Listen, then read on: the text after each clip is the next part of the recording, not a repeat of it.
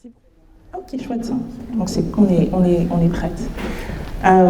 Encore merci à toutes et tous d'être ici. Merci Claire Hédon d'être présente aujourd'hui. Alors, j'avais prévu de vous demander ce qu'est la défenseure des droits et ce qu'elle n'est pas aussi. C'était la première question que j'avais prévu de vous poser. Au vu de ce qu'on vient d'entendre, je vais commencer par la question que j'avais prévue en tout dernier pour vous, qui est de savoir ce que vous avez envie de dire aux jeunes aujourd'hui qui sont là et qui nous regardent au sens propre du terme, parce que vous êtes là, le regard rivé sur nous, mais qui nous regardent aussi avec tout ce qui a été posé dans ces témoignages, donc avec ces questions, avec ces exigences, avec cette affirmation de soi, qui pour certains allait de soi et pour d'autres pas forcément, qui a pu prendre un peu de temps, mais qu'on a entendu très forte, et une envie aussi de croire en notre pays, la chose commune, et en ces institutions. Qu'est-ce que vous avez envie de leur dire ? D'abord, bonjour à tous et à toutes. Et effectivement, merci beaucoup pour ces 3 témoignages qui, pour moi, vont au-delà d'ailleurs du simple témoignage de raconter ce que vous avez vécu, mais vous êtes allés aussi plus loin dans ce que vous recommandez, de ce que vous observez dans la société. Et vous avez vu effectivement que j'avais pris des notes sur ce qui avait été dit. J'ai envie de rebondir sur quelques éléments qui me paraissent importants. D'abord, vous l'avez clairement dit, et je trouve que Sophie l'a très bien dit au début, lutter contre les discriminations, c'est créer de la cohésion sociale. Et ça, je pense que ce point-là, il est absolument capital, et c'est ça qu'on a envie de faire comprendre à la société, c'est que mieux on luttera contre les discriminations, plus on favorisera la cohésion sociale. Je trouve aussi intéressant dans ce qui a été dit, on parle beaucoup emploi quand on parle discrimination, mais il faut aussi parler logement, éducation, parce que c'est aussi ce qui prépare la suite et la question de l'accès à l'emploi.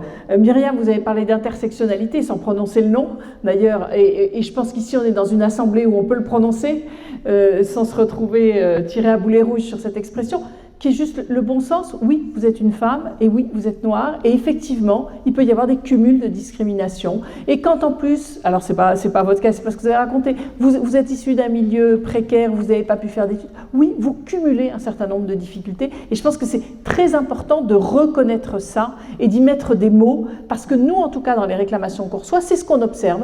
Souvent, il n'y a pas seulement un critère de discrimination, finalement, il y en a plusieurs qui sont entrés en jeu. Et Mourad, vous avez dit plein de choses importantes sur d'abord l'atteinte à la dignité. Je pense qu'il faut vraiment qu'on ait conscience de l'impact qu'ont ces discriminations sur les personnes, sur leur développement, sur toutes les difficultés qu'ils peuvent rencontrer après. Oui, ça a un impact vraiment éminemment négatif sur la santé physique, psychique. Évidemment, après, sur le parcours professionnel. Et cette atteinte à la dignité, elle est importante aussi à prendre en compte.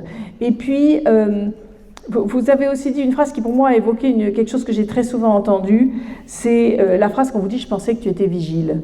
Vous savez que j'ai travaillé longtemps à RFI, Radio France Internationale, dans lequel, évidemment, il y avait justement des journalistes issus un peu de tout horizon, et dont certains qui pouvaient être d'origine africaine, guadeloupéenne, je pense, et qui me racontaient la même chose, qu'à chaque fois qu'il y a faire des courses au supermarché, on prend pour le vigile. Au bout d'un moment, c'est quand même absolument insupportable. Et ces petites phrases dont on pourrait dire « c'est pas bien grave », eh bien si, elles ont un impact sur les personnes et qui sont absolument délétères. Voilà ce que je voulais vous dire. Et donc là-dessus, il faut pas rester seul.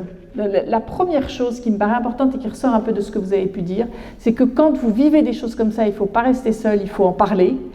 Mais quand je dis ça, je dis évidemment, alors appelez-nous, la plateforme antidiscrimination au 3928, mais je trouve que dans la lutte contre les discriminations, on ne peut pas tout faire peser sur les victimes, à qui on peut, à la suite de ça, reprocher justement de ne pas, en plus, avoir porté plainte ou être allé devant le défenseur des droits, et que pour ça, il faut des politiques publiques de lutte contre les discriminations. Et Olivier Klein est bien placé pour savoir que c'est ce qu'il faut faire, et c'est vraiment ce que l'État doit faire, et la DILCRA a un rôle essentiel à jouer sur ces questions-là. Donc voilà, c'était déjà, j'ai probablement été trop long, mais je vous dis donc un mot quand même maintenant sur l'institution du défenseur des droits, parce que comment vous dire que je suis un peu habituée à ce qu'on ne connaisse pas bien ce que nous faisons. D'abord, c'est une institution à valeur constitutionnelle. Ça veut dire quoi? Ça veut dire qu'on est inscrit dans la Constitution, la précédente réforme de la Constitution, celle de 2008, donc pas celle d'hier, celle de 2008 qui a créé l'institution du défenseur des droits. Le fait d'être inscrit dans la Constitution nous donne du poids. Après, c'est la loi organique qui a finalement établi nos pouvoirs. 2 missions.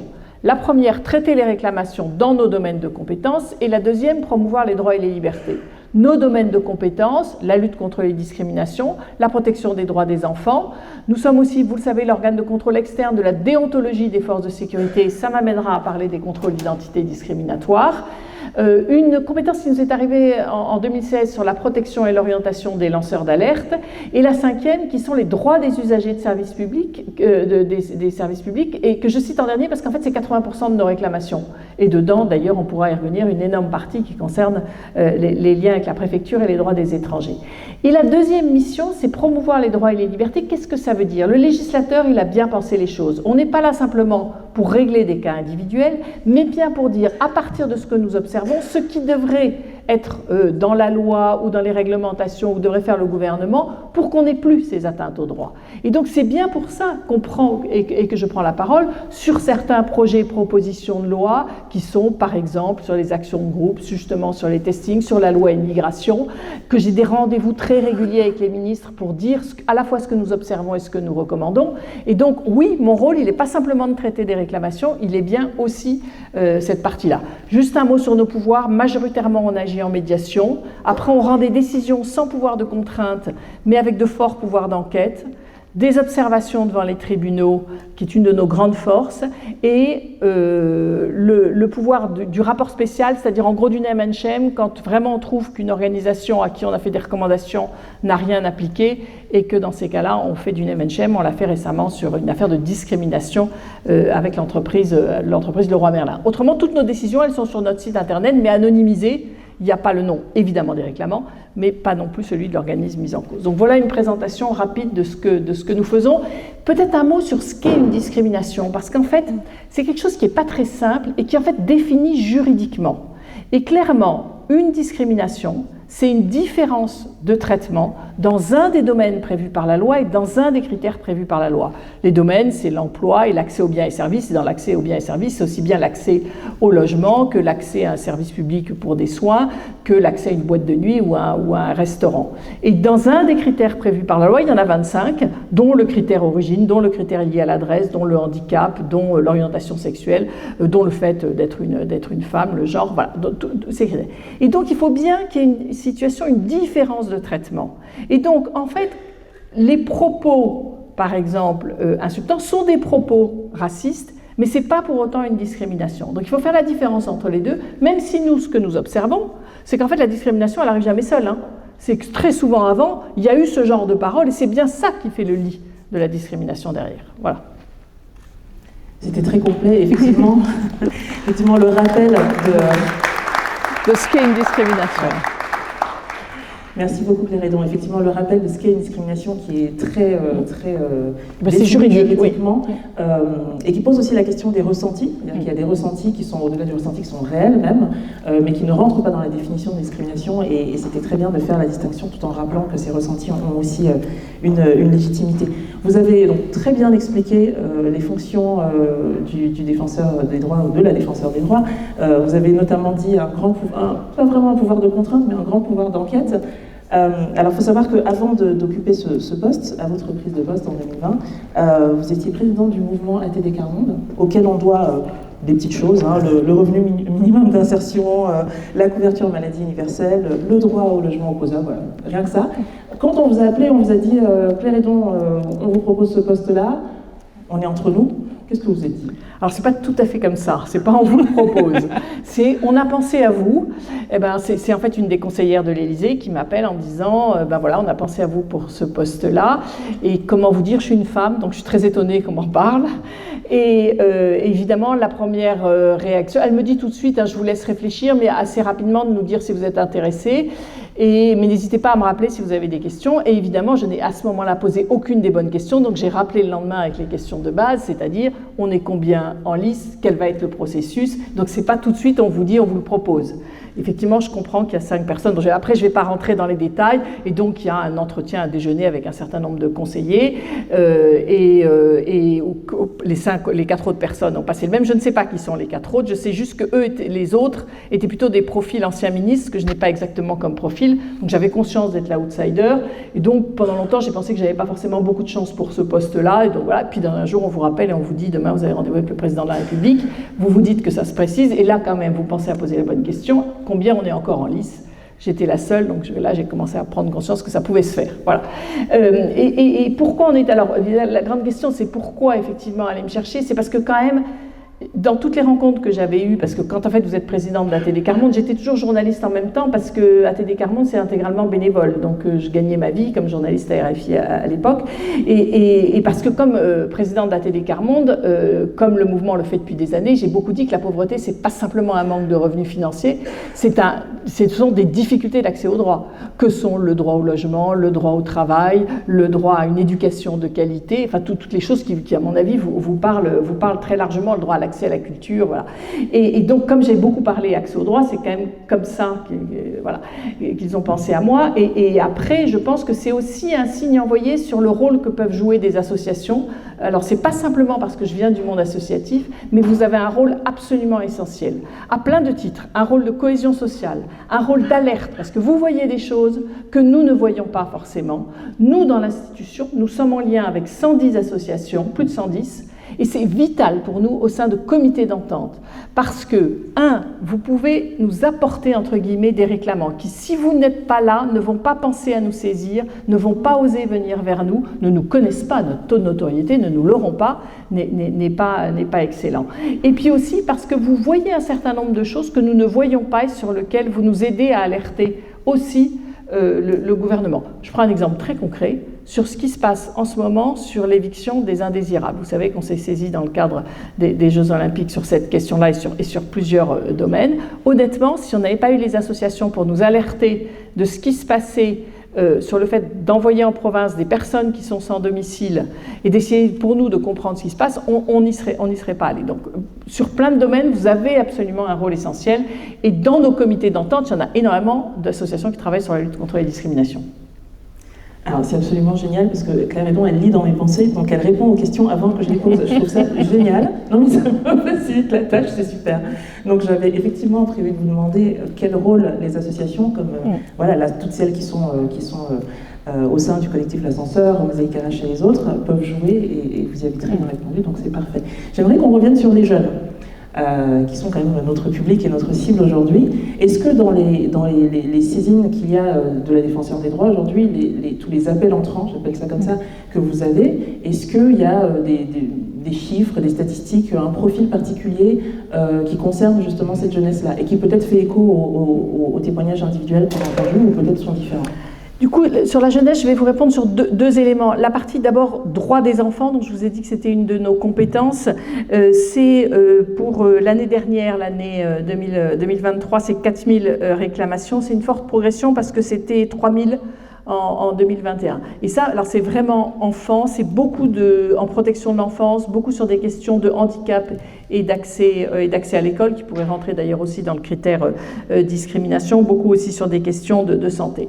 La question des jeunes, honnêtement, ne nous saisissent pas assez. On est mal connu, à mon avis, des jeunes. Les jeunes se disent aussi qu'ils ne voient pas très bien qu'est-ce qu'on peut apporter, à quoi on peut servir dans ce contexte. Et je vais faire une distinction entre les appels, par exemple, à la plateforme antidiscrimination au 3928 ou sur notre plateforme généraliste, et ce qui débouche en réclamation. Parce qu'en fait, plein de gens nous appellent, entre autres sur la plateforme antidiscrimination, forcément nous saisir derrière. Ils ont parfois juste besoin d'entendre que ce qu'ils ont vécu rentre dans le domaine des discriminations. Ça ne veut pas forcément dire qu'ils ont envie de porter une réclamation auprès de nous. Donc c'est une de mes priorités. Moi, je voudrais que les jeunes nous saisissent plus. Et pour ça, il faut qu'on se fasse connaître. C'est aussi nos lieux d'implantation. Ce que je ne vous ai pas dit, c'est qu'on fonctionne avec 250 agents, donc en gros des salariés, et près de 600 bénévoles qui sont des délégués et qui assurent des permanences et qui reçoivent les réclamants. Et bien, évidemment, suivant les endroits où on installe nos délégués, quand vous les installez dans une mission locale, vous voyez arriver des réclamations qu'on n'avait pas auparavant. Quand on les installe, je pense à Lille, dans une association de lutte contre les discriminations, on voit aussi arriver des réclamations qu'on ne voyait pas avant. Donc on a tout un travail, ce qu'on appelle beaucoup le aller vers, des endroits de nos implantations, aussi honnêtement de clarification de notre langage, c'est-à-dire on a modifié le site internet, modifié le formulaire de saisine, modifié les courriers qu'on envoie aux réclamants. On dit beaucoup de l'administration qu'elle a un langage un peu abscon. je me suis dit, moi, de temps en temps, qu'est-ce qu'on comprend le réclamant de ce qu'on est en train de lui envoyer? Donc on fait tout un travail aussi là-dessus. Tout ça pourrait contribuer à effectivement être mieux connu des jeunes et que les jeunes osent nous saisir. Mais là-dessus, permettez-moi de faire une parenthèse, et entre autres, ce qui m'y fait penser, c'est notre jeune avocate de tout à l'heure, on a mené en 2019 une enquête auprès des jeunes avocats et avocates sur leur perception des discriminations dans les 5 dernières années. 38% des jeunes avocats et avocates disent avoir été victimes de discrimination dans les 5 dernières années. Si je prends que les femmes, c'est 52%. Un taux impressionnant. Là-dessus, moins de 5% sont allés devant l'institution du défenseur des droits ou devant les tribunaux. On est face à un public qui connaît ses droits. Donc le problème, il n'est pas celui-là. Le problème, il est autre, il faut chercher à comprendre. La peur des représailles est omniprésente et aussi le à quoi ça va servir. La peur des représailles, très honnêtement, et je vous dis de nous saisir, mais je vous dis aussi les représailles dans les réclamations qu'on reçoit sont très fréquentes. C'est une réalité. J'ai en tête une dernière affaire d'une femme qui se plaint de harcèlement sexuel. Le point de sortie, c'est qu'elle a été licenciée. Or, et vous savez quoi, pour dénonciation calomnieuse, alors qu'il suffit de mener une enquête pour comprendre qu'elle a été réellement victime de harcèlement et que surtout le harceleur, accessoirement, dans ses 2 entreprises précédentes, avait fait exactement la même chose. Donc nous, on a réussi en enquêtant à trouver ça. Je pense que l'entreprise elle-même, quand elle a mené une enquête, elle aurait pu aboutir aussi au même résultat. Donc cette question des représailles est quand même omniprésente. Je continue sur le fait des jeunes et de façon plus générale des saisines. L'an dernier, 138 000 réclamations. 80% sont des problèmes d'usagers de services publics. Sur ces 138 000, seulement 6 800 sur les discriminations. Donc, vous voyez bien que par rapport à ce que je peux vous dire sur les chiffres qu'on a de perception des discriminations et la réalité de ce qu'on voit dans une institution comme la nôtre, il y a un énorme écart. Et qu'est-ce que ça veut dire? Ça veut dire, 1, que c'est pas si simple de savoir qu'on existe. 2, ce qu'on disait, la peur des représailles. 3, je pense qu'on ne peut pas faire porter la lutte contre les discriminations sur les victimes uniquement. Parce que quand je dis ça, ça va aboutir à quoi? À dire, quand même, vous pourriez au moins nous saisir. Mais moi, je n'irai jamais dire ça. C'est pas ça la question. Et donc, il faut avoir conscience de ce grand écart, mais vraiment énorme, entre la perception des discriminations, qui est une réalité de ce qui est perçu. Un jeune sur 3 dit avoir été victime de discrimination dans les 5 dernières années, c'est 1 sur 5 en population générale. Ce sont des chiffres absolument véridiques, la perception et la réalité. Et ce qui vient devant les tribunaux ou devant chez nous est excessivement faible. Et donc, la lutte contre les discriminations, c'est bien plus large que simplement les réclamations. Et c'est ça aussi qu'il faut faire absolument comprendre aux jeunes. Je vous redis, ne restez pas seuls face à ça. Appelez la plateforme, parce que nous appeler, ça ne veut pas dire nous saisir tout de suite. On ne va pas lancer, je dirais entre guillemets, la grande armada à partir du moment où vous nous avez appelés. Mais au moins, vous aurez, d'abord au bout du fil, les écoutants formés juridiquement et à qui on dit, on ne demande pas de faire du chiffre. S'il faut passer 3/4 d'heure ou 1 heure avec la personne qui appelle, vous passez 3/4 d'heure ou 1 heure, on n'a aucun problème là-dessus. Mais au moins, vous aurez une écoute attentive et vous saurez si ce qui vous est arrivé rentre dans le champ des discriminations. Puis vous verrez plus tard si vous nous saisissez pas, ce qui peut se passer dans la suite. Très clair. Donc maintenant qu'on sait qui est la défendeur des droits, on l'a vu, on l'a vu, on l'a écouté, et on va sur la plateforme, on saisit, on en parle à ses voisins, ses voisines, ses cousins, ses amis, tout le monde, et on saisit cette opportunité effectivement de faire reconnaître, d'être écouté et de faire reconnaître la réalité de sa perception. Sur cette question-là du ressenti de la perception, parce que vous publiez un baromètre de la perception des discriminations, est-ce qu'une manière d'ancrer ça encore plus et d'aller quelque part au-delà de la partie un peu subjective ou qui peut être jugée subjective du ressenti, est-ce que c'est pas de travailler sur la mesure davantage, sur la question de la mesure? Je pense notamment aux employeurs, je pense aussi aux institutions, au pouvoir public, et je pense entre autres à la question de la statistique ethnique. Est-ce qu'on ne peut pas faire mieux ou faire plus là-dessus en France? Alors, je vais dégager tout de suite la statistique ethnique parce que franchement, avec les questions perçues comme non blanc ou perçus comme noirs et arabes, on arrive à énormément de questions. Donc franchement, je trouve qu'il ne faut pas rentrer dans ce débat parce que ça va bloquer, alors qu'en fait, on a toutes les possibilités qu'il faut pour mener des enquêtes. Donc il ne faut pas s'arrêter sur cette question-là. Et l'enquête Théo, trajectoire et origine menée par l'INED et l'INSEE avec notre soutien, le montre. Par contre, ce qu'il faut, c'est beaucoup plus d'enquêtes dans ce domaine. L'enquête Théo, c'est une première enquête en 2008 et la deuxième en 2022. Mais il en faut beaucoup plus fréquemment. C'est ça qui est vraiment important. Et ce que vous posez comme question, c'est puisqu'on ne peut pas voir l'ampleur des discriminations par rapport aux réclamations qu'on reçoit et de ce qui va devant les tribunaux, il faut un observatoire qui évalue ces discriminations, les progrès, les régressions, parce qu'autrement, je ne pense pas qu'on puisse lutter correctement contre quelque chose qu'on ne mesure pas. Alors on a quelques éléments de mesure, on n'a pas rien. On a effectivement l'enquête Théo, on a notre baromètre avec l'Organisation internationale du travail tous les ans, on a aussi des testings qui ont déjà lieu, on a plusieurs éléments, et puis il y a plein de laboratoires de recherche qui travaillent sur ces questions-là. Mais il faudrait à la fois un observatoire qui réunisse et qui fasse du lien entre toutes ces recherches, et puis qui évalue aussi les moyens. Alors, il va y avoir une avancée avec la question des testings statistiques. Je sais que c'est une des questions que vous voulez... Parce que ça décline, je voulais que je vous laisse poser votre question, vous avez raison. Très bien, je suis très contente. Ça veut dire qu'on est aligné sur ce qu'on a à se dire aujourd'hui. C'est parfait, allez-y. C'est donc la loi qui a été... c'est une proposition de loi de Marc Ferracci sur le développement des testings statistiques et des testings individuels. Et donc c'est bien, Olivier est là, et peut-être qu'il en parlera tout à l'heure, on a été consulté par ce député dès le début. Clairement, ça va être une politique de l'État, c'est-à-dire de vouloir à la fois faire du chiffre orienté. Testing statistique, vous voyez ce que c'est. On envoie plein de CV dans une entreprise et avec des noms différents, puis avec des parcours à peu près équivalents, puis on voit ce sur quoi ça répond. Et si jamais le nom à consonance ou arabe ou étrangère n'est évidemment jamais sélectionné, ça dit quelque chose de la discrimination. Le testing individuel, c'est une situation très concrète de quelqu'un qui répond à une offre d'emploi, qui n'est jamais, qui en l'occurrence n'est pas convoqué pour un entretien, mais renvoie le même CV avec un prénom français, et comme par hasard, il est convoqué. Alors voilà, ça c'est un testing très classique et qui est une preuve en justice qui est intéressante. Donc la partie testing statistique, c'est vraiment une volonté d'une politique de l'État.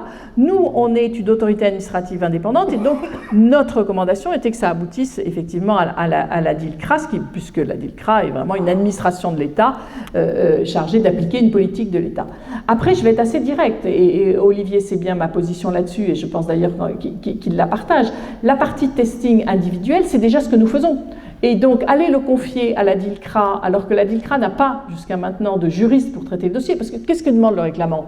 Le réclamant, il ne veut pas simplement qu'on lui fasse son testing individuel, il veut qu'on lui traite la question. C'est-à-dire traiter, c'est être en échange avec l'entreprise, soit en médiation, soit en enquête, et finalement, voilà, une indemnisation si ça a lieu d'être, ou une convocation. Ça nous est arrivé par la médiation, on a obtenu que certains soient convoqués à un entretien et même finalement embauchés. Mais donc c'est bien ça qu'attend le réclamant, et ça c'est déjà ce que fait l'institution. Les testings individuels, c'est ce que font aussi plein d'associations, que font de temps en temps les réclamants eux-mêmes, hein. D'ailleurs ils arrivent avec leur testing. Nous, ce qu'on constate aussi beaucoup, c'est que souvent le réclamant arrive trop tard parce que le testing, enfin je veux dire plutôt l'annonce n'est plus en ligne. Et donc on ne peut plus faire le testing. Et donc en fait c'est vrai que de fait on n'arrive pas à en faire beaucoup parce que cette question du réclamant qui parfois arrive trop tard. Et ça c'est ce que nous faisons et donc nous on trouve que symboliquement c'est pas la peine de compliquer la vie du réclamant qui déjà sait pas très bien à qui s'adresser et donc laissons faire l'institution du défenseur des droits, c'est son rôle en toute indépendance.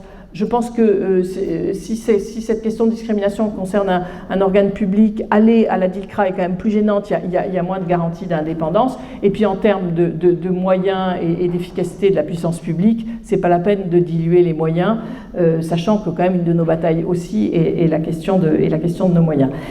Après, de façon plus générale, sur cette loi sur les testings, on pourrait se dire qu'a priori, il n'y avait pas forcément besoin d'une loi. Symboliquement, faire une loi, c'est quand même afficher une volonté du gouvernement de développer ces testings. C'est un signal envoyé aussi aux entreprises et je pense que de ce côté-là, ça a un effet effectivement qui est positif. Après, tout ce qui va être très compliqué dans l'application de la loi, c'est toute la partie name and shame, c'est qu'effectivement, à quel moment on va dire le nom des entreprises et quelles sont celles et quelle va être exactement l'évaluation aussi du plan d'action de lutte contre les discriminations, parce que il peut y avoir aussi pas mal d'affichage dans les entreprises sur oui, on veut lutter contre les discriminations, on dit qu'on fait plein de choses, la réalité n'est pas exactement forcément celle-là.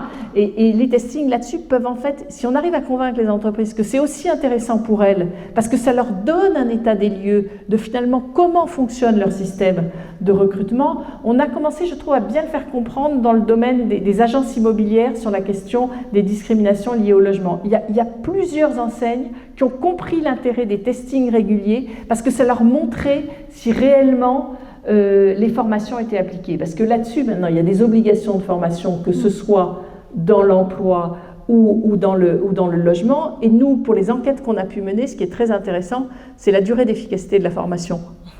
Eh bien, elle n'est pas très très longue. Mais en partie parce que les équipes tournent, mais aussi parce qu'en fait, ça a besoin de rappels réguliers. Et quand on fait des testings suite à des formations, dans les 6 mois qui suivent, ça marche très bien. C'est bien appliqué. 1 an après, un peu moins. 18 mois après, encore moins. Donc ça dit bien la régularité de la formation à la lutte contre les discriminations si on veut arriver à quelque chose d'efficace. Et donc tout ça, il faut mesurer. Bien. Retomber sur vos pattes, c'est parfait. Ok, donc on a bien entendu l'importance de cette question de la mesure. Et alors j'ai bien entendu votre position sur la question des statistiques ethniques et que je pense que culturellement, de toute façon, on a un terroir culturel, universaliste, qui fait qu'on est de toute façon mal à l'aise avec ces questions, en tout cas moins à l'aise que d'autres pays où c'est pas du tout gênant au saut du lit à 9h de trouver un mail de l'employeur qui demande si on se sent plutôt noir, jaune ou rouge. Voilà, je pense qu'on n'est pas forcément... Après, on peut mesurer, mais on peut aussi évaluer, c'est-à-dire que la partie qualitative du sentiment d'appartenance dans une entreprise, ça c'est quelque chose qui se fait relativement simplement, sans demander à la personne de quelle origine ethnique ou à quelle appartenance raciale elle se relie, mais demander si elle se sent représentée dans l'entreprise, si elle se sent bien, et si on fait ça tous les ans, ça donne une bonne évolution aussi de ce qui se passe. Je peux rebondir là-dessus. L'enquête qu'on avait menée en 2017 sur les contrôles d'identité discriminatoires, vous savez, le résultat, c'est que quand même les jeunes hommes perçus comme noirs ou arabes ont 20 fois plus de risques d'être contrôlés que le reste de la population. Mais quelle est la question qu'on a posée justement? C'est si les personnes se sentent perçues comme noirs et arabes. Donc vous voyez bien qu'on a tout à fait réussi avec cette question-là à mener une enquête. Je vous dis juste qu'on la renouvelle cette année, les résultats courants 2025, et d'une enquête générale accès au droit, mais dont il y aura de nouveau cette question-là sur les contrôles d'identité discriminatoires, parce qu'on ne lâche pas le morceau. On ne lâche rien. L'un des 3 jeunes qu'on a entendu tout à l'heure disait peu importe les raisons qui légitiment la discrimination, ce qui m'a... Je me suis dit non, en fait, la discrimination n'est pas légitimée, on n'a pas à la légitimer, elle est illégale et on la combat, il n'y a pas de manière de la justifier. En revanche, je trouve intéressant, on en parlait un tout petit peu tout à l'heure, de sortir peut-être du débat de l'intention, c'est-à-dire que la question de la discrimination a souvent été traitée comme déjà quelque chose de très individuel et rapporter à une intention, c'est-à-dire qu'on va passer beaucoup de temps à se demander si Jean-Marie ou si Michel a fait exprès, pour qui il vote, est-ce qu'il est raciste ou elle est raciste, etc. Alors que finalement, dans la question de la discrimination, dans la définition même qui est donnée par la loi, c'est quel impact a été constaté, est-ce qu'il y a eu un traitement inégal et défavorable de la personne. Est-ce que là-dessus, on peut faire beaucoup de choses, on peut faire de la formation et de la sensibilisation, alors vous en avez déjà un peu parlé en disant ça marche mais il faut répéter. Et la question des process, j'aimerais bien vous entendre sur les questions des process aussi, c'est-à-dire que la formation elle va s'adresser à nous individuellement, moi je vais être formée, vous allez être sensibilisés, mais le jour où vous démissionnez, le jour où je change d'entreprise, qu'est-ce qui se passe? Donc est-ce qu'il n'y a pas, quelle est votre vision de ce qu'on peut faire de façon plus pérenne dans les entreprises qui soient ancrées dans le long terme et qui ne dépendent pas juste de votre présence ou de ma présence dans l'entreprise en question? D'abord, une formation, à mon avis, générale. Je réclame depuis très longtemps de forts moyens de communication, pas pour communiquer sur l'institution, mais pour communiquer sur les droits. Et je pense qu'il faut très largement communiquer sur les discriminations, sur ce qu'est une discrimination, quel impact ça a sur les personnes, quel impact ça a sur la société. C'est absolument indispensable, ce point-là. Une chose très frappante sur cette intention de discriminer. En fait, au pénal, si vous allez au pénal, vous devez prouver que la personne a voulu discriminer. Et donc c'est excessivement compliqué. Si je prends l'année 2022, aucune condamnation au pénal pour discrimination. Mais parce qu'en fait, la preuve est excessivement compliquée. Et c'est là que nous, on trouve très intéressant d'aller au civil. Et quand je pense au civil, c'est par exemple le Conseil des prud'hommes. Parce qu'au civil, vous avez un système d'aménagement de la charge de la preuve.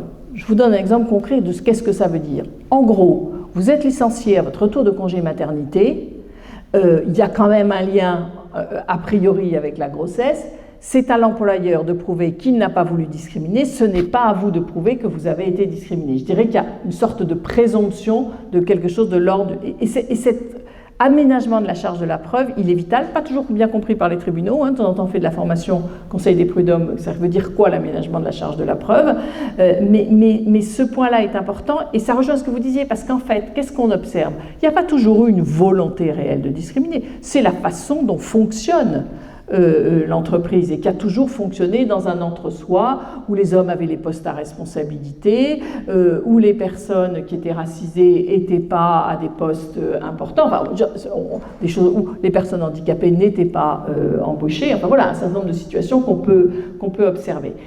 Et en fait, la question que vous soulevez est la question du deuxième gros mot en discrimination. Donc il y a eu le premier qui était intersectionnalité, le deuxième c'est le systémique qui fait monter tout le monde sur ses grands chevaux. Le systémique, ça ne veut pas dire que c'est systématique, ça ne veut pas dire que c'est organisé volontairement. Mais qu'est-ce qui, dans l'organisation, génère ces discriminations? Et c'est ça qui est intéressant à comprendre. Pourquoi? Parce que justement, ça ne fait pas porter que sur la personne la responsabilité de la lutte contre les discriminations et qu'on comprend quel est le système avec ce que vous avez cité tout à l'heure, ce genre de petite phrase qui met une atmosphère propice à la discrimination. Voilà. Et donc, c'est important d'avoir conscience de qu'est-ce qui, dans l'organisation, peut générer ça. Et du coup, les entreprises ont besoin pas simplement de former individuellement, mais bien d'essayer de comprendre qu'est-ce qui, dans leur organisation, peut générer ces discriminations. On est tout à fait alignés. Donc ce n'est jamais, je pense que vous en êtes convaincus, mais ce n'est jamais votre faute, discriminer. Ce n'est jamais votre faute. Et quelqu'un, je crois Mourad, a dit je ne généralise pas. Quand je suis discriminée ou quand quelqu'un me fait une remarque, je ne généralise pas, je ne suis pas manichéen, les bons et les mauvais.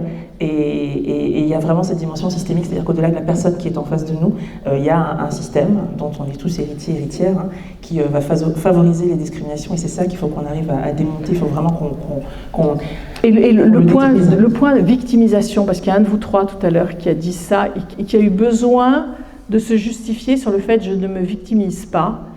Mais je trouve incroyable qu'en plus, on aille dire aux gens qui sont discriminés, qui se complaisent dans cette victimisation. Enfin, c'est insupportable. Enfin, moi, excusez-moi, mais je trouve ça insupportable. Déjà, c'est excessivement difficile d'être victime de discrimination. Ça atteint votre confiance en vous.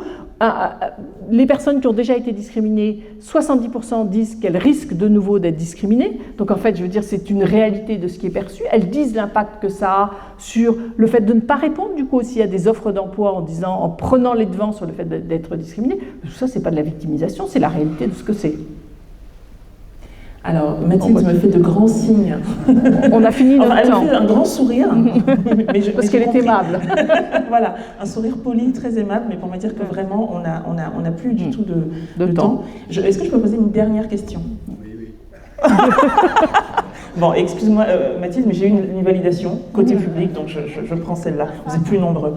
La dernière question que je voulais vous poser, j'avais une question, je mourrais d'envie de poser sur la loi immigration, parce que j'ai vu que vous avez pris position là-dessus, mais on en parlera une autre fois. Je voulais vous demander parce qu'on a parlé du lieu, on a parlé de l'aspect extrêmement symbolique du lieu dans lequel on se trouve.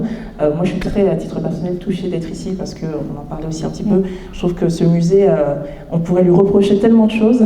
On pourrait reprocher tellement de choses au lieu, et il y a vraiment un travail courageux de se regarder dans le miroir, de regarder l'histoire qu'on incarne, et de se dire elle n'a pas toujours été très glorieuse, elle n'est pas toujours très facile à assumer, mais on la regarde quand même, et on s'appuie sur cette histoire-là pour construire les enjeux d'aujourd'hui. Donc je trouve ça formidable, remarquable, beaucoup d'institutions et d'acteurs qui devraient s'en inspirer, et je suis très contente qu'on soit ici. Quel est... D'après vous, le rôle peut-être des institutions culturelles sur les sujets qui nous agitent aujourd'hui, de vivre ensemble, de cohésion, de discrimination, d'exclusion, etc. Est-ce que vous pensez qu'ils ont une place, un rôle à part? Énorme. D'abord, l'art est un excellent moyen de faire comprendre des choses, et cette question de l'accès à la culture, pour moi, elle est vitale pour toute la société. Notre dernier rapport annuel enfant qu'on fait tous les ans, on l'a fait sur l'accès aux loisirs, au sport lié évidemment aux Jeux Olympiques, mais aussi à la culture, et on voit de fortes inégalités d'accès, avec des points communs qui sont très intéressants entre les quartiers prioritaires de la ville et les zones rurales. Quand on certains jouent sur la confrontation des deux endroits. Il y a énormément de points communs sur les difficultés d'accès au droit entre ces deux endroits. Et un lieu comme celui-là, alors je pense l'exposition justement sur l'immigration, elle est remarquable pour faire comprendre l'apport de l'immigration en France. Puis je pense que accessoirement, vous savez que dans les directeurs de ce musée, il y a eu Papandiaï, qui est un des membres, qui a été longtemps un des membres du collège de lutte contre les discriminations dans l'institution du Défenseur des droits, et la directrice actuelle, qui est Constance Rivière, a été secrétaire générale de l'institution du Défenseur des droits pendant 5 ans. Donc il y a de forts liens, et je suis convaincue que c'est des lieux comme ça qui permettent de faire tomber quelques préjugés et du coup de penser différemment et de penser différemment ensemble. Merci infiniment.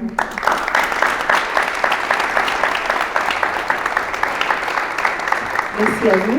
Alors, il me semble que vous restez là. Oui, parce qu'il paraît qu'il y a des jeunes qui ont des questions. Voilà, vous continuez à vous faire cuisiner, mais aux petits oignons. Et je cède ma place donc aux jeunes. Merci beaucoup.